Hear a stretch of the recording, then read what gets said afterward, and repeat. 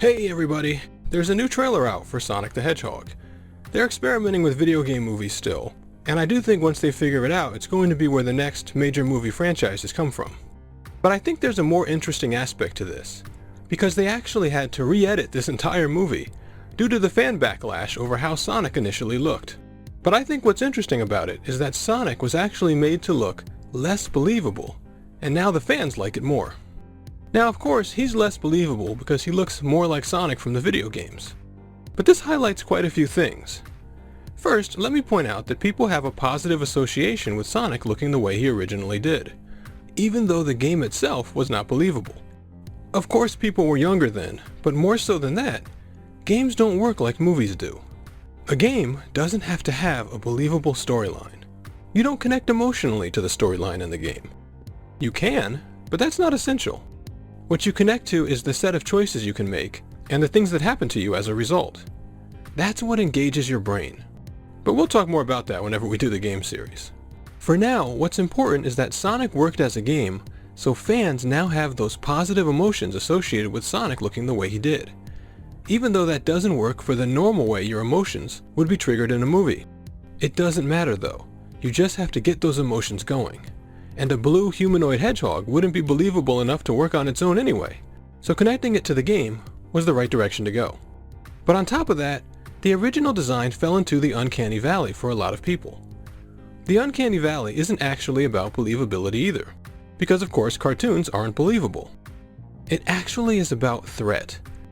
When things get close enough to reality, but have a few things noticeably wrong, your brain actually detects that someone or something is trying to trick you, and that makes you want to run away from that thing. That might seem very narrow, but we actually have a lot of these situation-specific reactions hiding in our minds that help to keep us safe. And another one of those comes into play when we feel like people aren't respecting us. Part of the process of taking in a movie requires us to be willing and able to take in what we're seeing. Normally, the believability of the movie is a key part of that, but feeling safe and respected as audience members is part of it too. That I think people don't focus on enough when studying movies. Because the mechanism of those things is actually the same.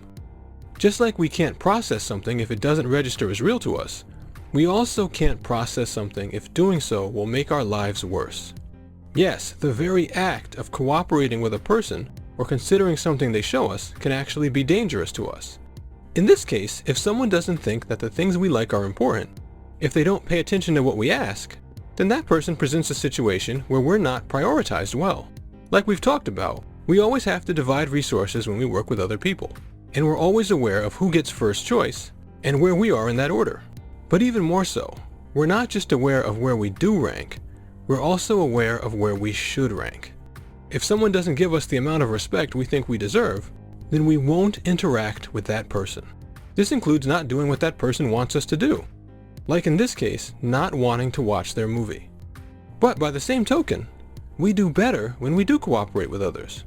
So if that person starts giving us respect, we have an urge to then cooperate with them, and to make sure we show them that we're willing to cooperate if they do respect us.